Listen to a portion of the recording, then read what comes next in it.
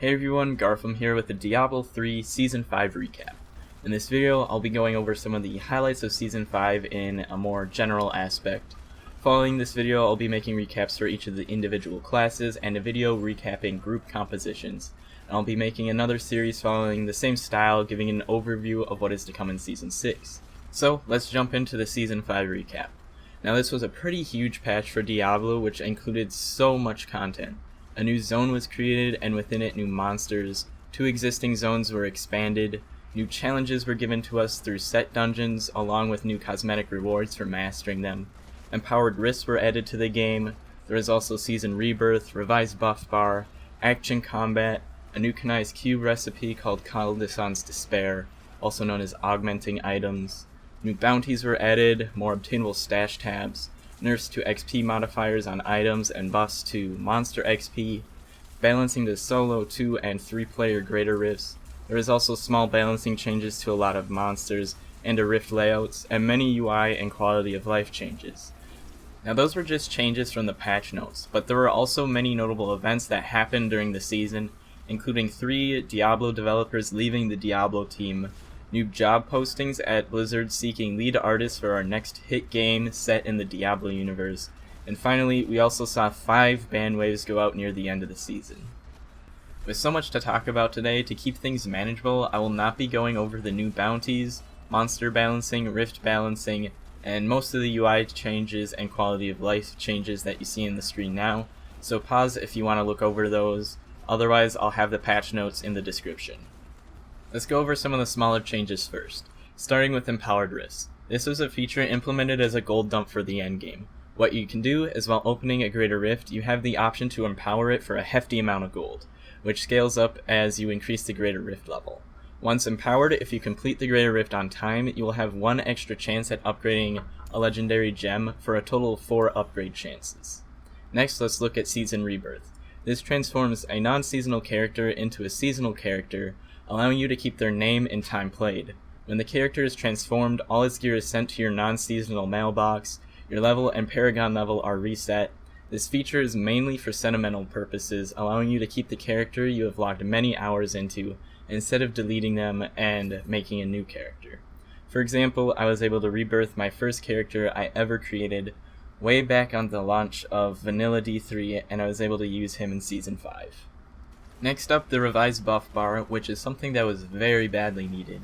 Previously, the buff bar could only hold about 13 buffs, and any buff that was applied after that would just not show up on the buff bar. And it's vital to be able to see certain buffs like Convention of Elements. So now, many of the self-provided buffs are tracked on the skill bar, lighting up with a golden border and a timer when the skill is providing a buff. Extra buffs that are up 100% of the time are stored in the icon on the left above the skill bar, and other buffs that are applied to you show up to the right of that. Next, we also saw the addition of Action Combat, which is something that was already on consoles and added to PC. Action Combat gave us a new way to build massacres that also built up an XP multiplier, and Action Combat also gave a new destruction bonus that gave a short movement speed buff. Finally, onto stash tabs. An extra stash tab was made immediately purchasable for gold, and an extra stash tab could be unlocked by completing the season journey. Now you will be able to unlock 1 more stash tab every season until you have 10 stash tabs in total, and that covers most of the smaller features introduced in patch 2.4. Moving on to some of the bigger changes, let's talk about the new zone called Grey Hollow Island. It is a new zone in Act 5 located in the top right of the map. It is a beautifully put together map of a rather grim and decaying forest, with jagged cliffs surrounding the coastline. Another defining feature of this map are the long, winding bridges constructed of weathered ship wreckage. The zone of course features its own special events, lore, monsters, and caves to explore. Moving on to the expanded zones, starting with Ruins of Sescheron, which was expanded to include the new map Eternal Woods, which are the snowy hunting grounds of the Yeti. Moving on, the next zone to be expanded was the Orc's Manor. The right side of the staircase, upon entering the manor, has now been cleared, allowing access to a new part of the Orc's Manor called the Royal Quarters. Both expanded zones have their own events, bounties, and lore to discover as well. Another major part of this patch was the introduction of set dungeons. There are now 24 set dungeons scattered throughout the world, and there is one set dungeon for each class set that contains 6 or more pieces. Each dungeon is designed to test the player's skill with that set, and there are multiple objectives that must be followed in order to successfully finish the dungeon, and bonus objectives to master the dungeon. Successfully finishing all dungeons on one class will reward you with a pennant for that class, and successfully finishing all 24 dungeons will reward you with a pair of cosmetic wings. Mastering all dungeons on a certain class will earn you yet another pennant, and mastering all 24 dungeons will likewise earn you yet another pair of wings. Keep in mind, these set dungeons are not bound to a certain game mode. They can be done on non-season, seasonal, hardcore, and softcore, and once unlocked in one game mode will be available in all game modes: hardcore, softcore, seasonal, and non-seasonal. On to the next major change, which was the new Kanai's Cube recipe added to the game called Caldesan's Despair. It is a pretty short and simple recipe to understand, but it has a huge impact on character power late game. The recipe requires 1 ancient item, 1 legendary item above rank 30, 40, or 50, depending on the gear chosen, and 3 flawless royal gems, either amethyst, emerald, ruby, or topaz.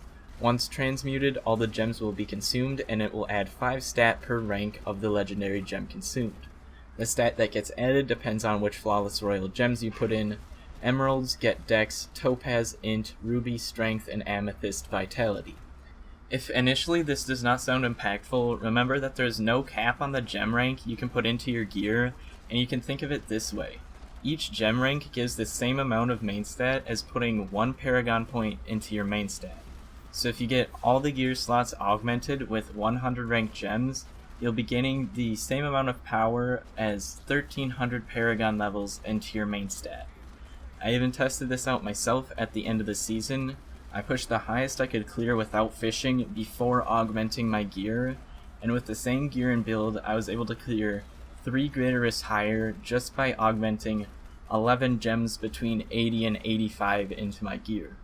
Now, of course, this isn't an exact representation of how much Caldesans will help every type of build, but it just provides an example of how strong it can increase late game power.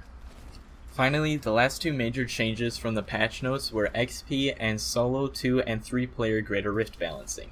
Let's look at XP changes first. XP modifiers on gear were nerfed at level 70, so for example, putting a flawless royal ruby in your helm gives you a 41% XP modifier for levels 1 through 69, but the same ruby put into your helm on a character at level 70 will only receive a 4.1% XP modifier.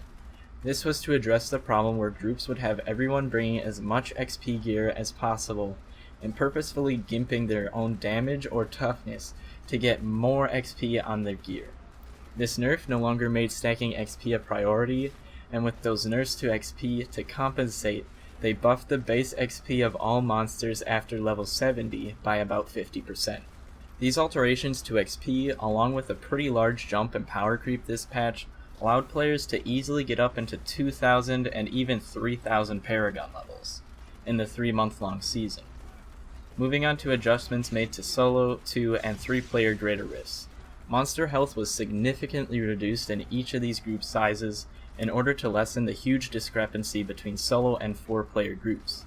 In terms of XP efficiency, prior to patch 2.4, a group playing 100% efficiently would earn about 16 times more XP than a solo player playing 100% efficiently. And with the changes to XP and monster health in 2.4, the same scenario, the group is now only earning about 4 times more XP than the solo player.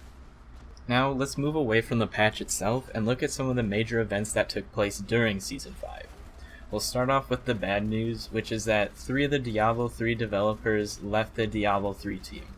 We learned around mid-April that Leonard Boyarsky, the lead world designer for Diablo 3, has left Blizzard and is now working for Obsidian Entertainment.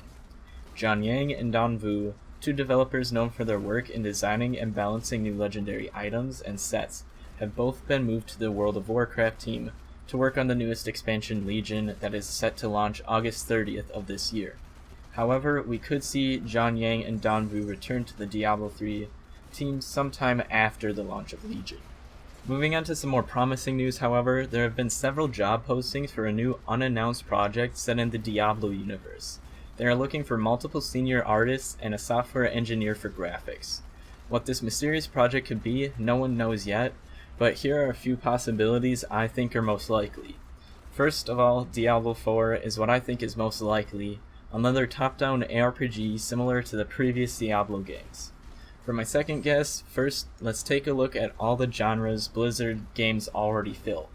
Currently, Blizzard has World of Warcraft filling the role of MMO, Hearthstone as a collectible card game, Heroes of the Storm as a MOBA, Overwatch as an FPS, and StarCraft 2 as an RTS, and Diablo as an ARPG. So it's most likely that Diablo will continue to fill the ARPG role, but it could take a different direction than what we're used to seeing in other Diablo games. So therefore, my second guess is a more open world RPG, so think Skyrim or Fallout style game set in the Diablo universe. My last guess would be a Diablo 3 expansion, but with a huge overhaul to the entire game. Since the current game is running on technology that is almost 10 years old now, and the job posting calls for skills in certain technology that the current Diablo 3 game does not utilize.